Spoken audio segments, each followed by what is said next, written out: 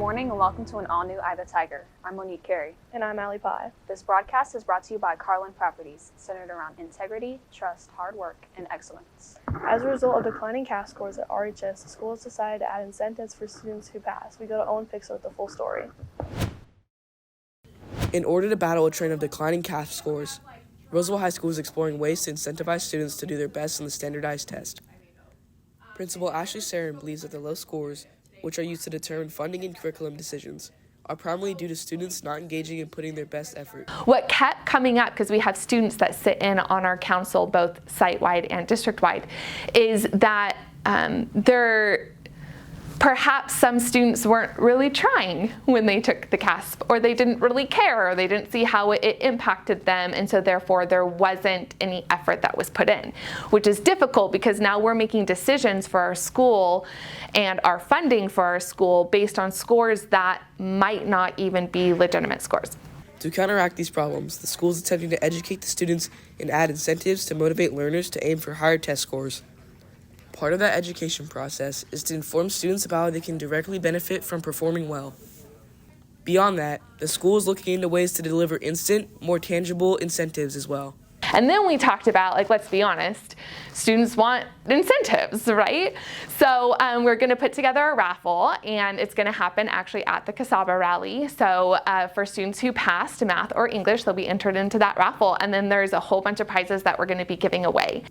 According to math teacher Sandy Smidgen, the specific prizes are still being finalized. We're looking at things like maybe a front row parking spot, prom tickets. We're still finalizing some of that stuff, like what it's going to nail down and really be for the prizes. Many students believe that the implementation of incentives to do well on the test would lead to them having improved CAS scores. On the CAS test, no, I never really tried on the CAS test. I will usually blow through it with my friends in physics. Prize would probably make me want to do the test more, try to get a better score, not blow through it like usual. But it really depends on what the prize is, to be honest. Because if it's kind of lame, then not really. I'll try at the start, but it kind of gets boring towards the end, to where it kind of makes me not want to, not try as hard. If I were to get a prize to try harder and get better scores on it, then I would. But it just kind of depends on who you are. If you want to try harder or not. Thanks, Owen. And now we go to Quincy Anderson with sports. Good morning and welcome to this Friday's edition of EOTSN. I'm Quincy Anderson. Starting with boys soccer, the team went 0-2 this week, losing 3-0 to Intercom and 2-1 against Antelope. Moving over to basketball, the girls beat Casa Roble 52-31 with some amazing stat lines for the Tigers. Sophomore Ashlyn Kelly had 22 points, 8 rebounds, 5 assists, and 3 steals to go with her Player of the Game honors. Senior Callie Bookhart had 12 points, 10 steals, and 3 blocks. Freshman Maya Lawas had 7 points, 7 steals, and 5 rebounds. And last but not least, junior Amelia Musquez, who had 7 points, 5 rebounds, and 5 steals. Next with the boys, the team has gone 2-0 this week, beating Rio Linda 68-47 and Ponderosa 73-45, moving the team's record to 6-2. The Tigers will take on Del Oro tonight in day 2 of the Titan Holiday Classic.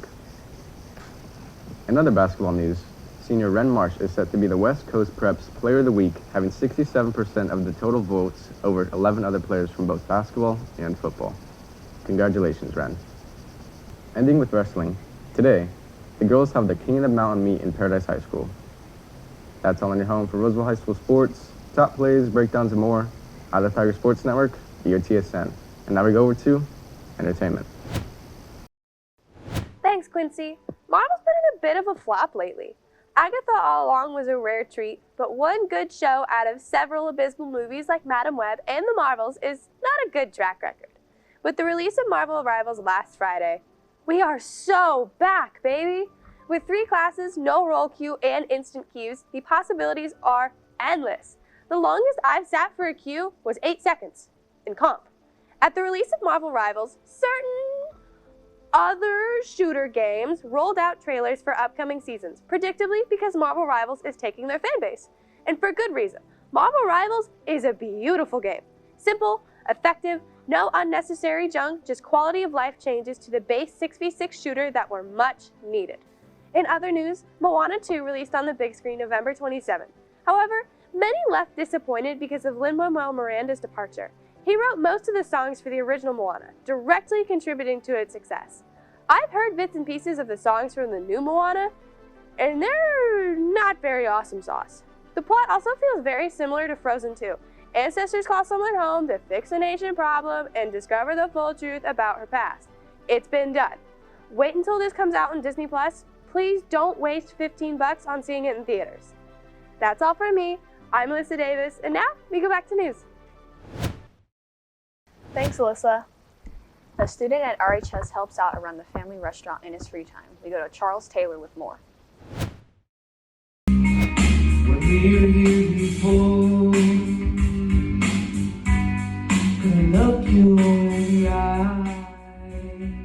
Sophomore Sebastian Zamora works with his dad at his restaurant, Reunion Underground and Grill, in Old Town Sacramento, where he runs and performs karaoke and serves food. I think that it's really high energy. You know, the place gets popping a lot of the time, every night. Working at Reunion, Zamora serves a lot of different dishes inspired by ethnic cuisines and is preparing for one of their next big events.